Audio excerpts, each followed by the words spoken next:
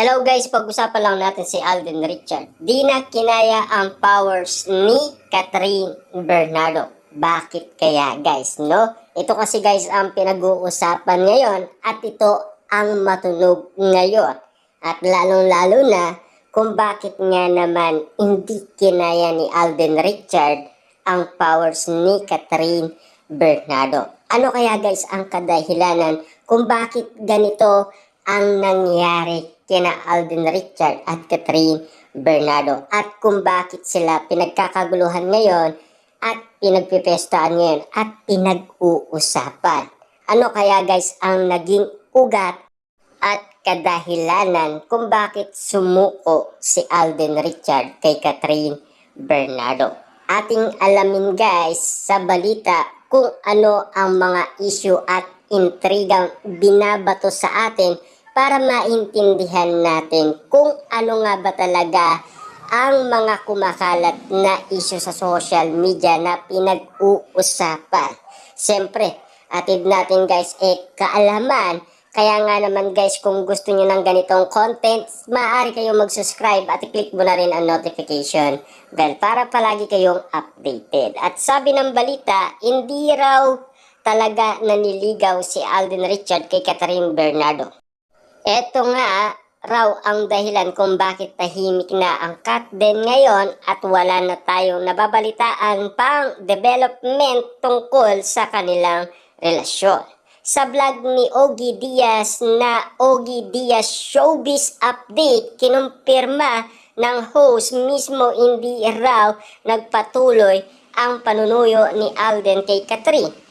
Ang alam ko, wala na talagang ligawan na nagpatuloy. Parang magkaibigan na lang sila, say ni Ogie. Dahil ba sa kadahilanan nag-usap ang Katniel or meron silang pinagkakabalahan or merong matinding issue na talagang hindi natin masyadong naiintindihan.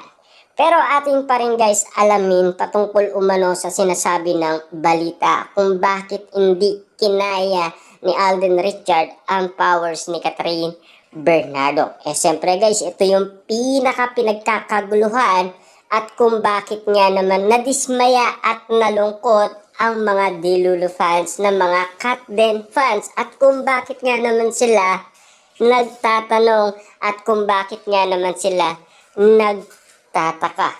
Dahil sa mga napapanood nila, akala talaga nila ay merong ganap sa mga nakikita nila. Pero ayon daw sa kanilang source na close sa Katden, gustong gusto naman daw talaga ni Alden si Kat.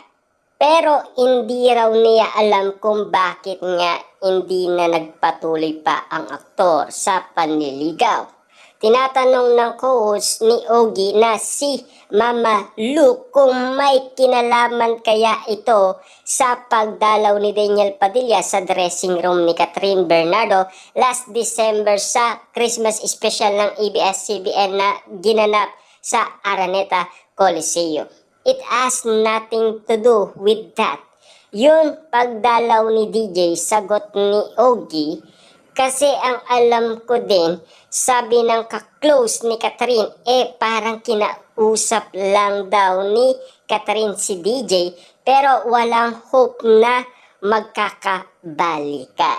Yan kasi guys ang mga katanungan ng karamihan. Siyempre guys, alam na din natin kung ano ang kadahilanan, diba? Kung talagang ayaw nila sa isa't isa, bakit nga naman kasi ganun na lamang sila kasweet at kalambing sa isa't isa? Na animo akala ng karamihan, papunta na sila sa level na magiging mag-on. Kaso nga lang guys, merong mga balibalitang ganito na talagang grabe. Yung balita na talagang pumutok na animo talagang nakakalungkot nga naman at nakakapagtaka. Grabe yung pinagdadaanan ngayon guys ng mga Delulu fans dahil sa nangyaring pagsuko umano ni Alden Richard kay Catherine Bernardo. Malaking katanungan ito guys dahil big issue nga naman ito para sa lahat. Kasi hindi natin maintindihan kung bakit nga naman kasi nagkaganon. At wala pa umanong mensahe si Alden Richard patungkol umano sa ibinalita umano ni Ogie Diaz at Christy Permi. Lalong-lalo na guys, Sian Gasa. Siyempre alam naman natin guys, gusto din natin ng katanungan at gusto din natin silang marinig kung ano ang maibabahagi nila sa atin, kung may katotohanan man or wala. At least, kung wala man or totoo man, at least supportaan na lang natin sila. Dagdag pa ni Ogie, yung spark kina Kat at Daniel, wala na rin daw. Ibig sabihin, yung spark daw sa Katniel, wala na rin daw. Ibig sabihin, sumuko na rin pala si Catherine Bernardo. Ibig sabihin lang yan guys, malinaw na para sa atin na talagang hindi na mahal ni Catherine Bernardo si Daniel Padilla. Pero ano ang ibinahagi ni Christy Permin at Sian Gasa sa atin? Na 99.9% nagkaayos na at nagkabalikan na.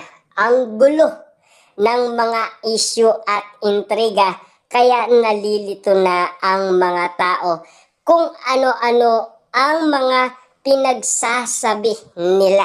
Siyempre guys, no, ang mga kaguluhan nga naman, nalilito na rin guys ang karamihan kung ano nga ba talaga ang katotohanan.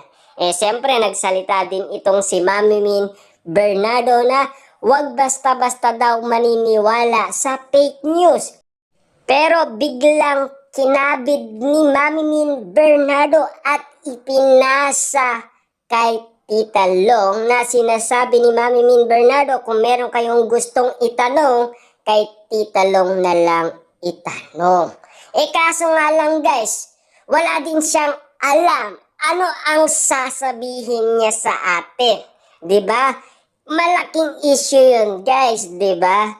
Kahit si Mami Min Bernardo ay walang alam. Pinipigilan niya lang guys na maniwala umano ang karamihan dahil sa kanyang anak na nai-involve umano ngayon kay Daniel Padilla.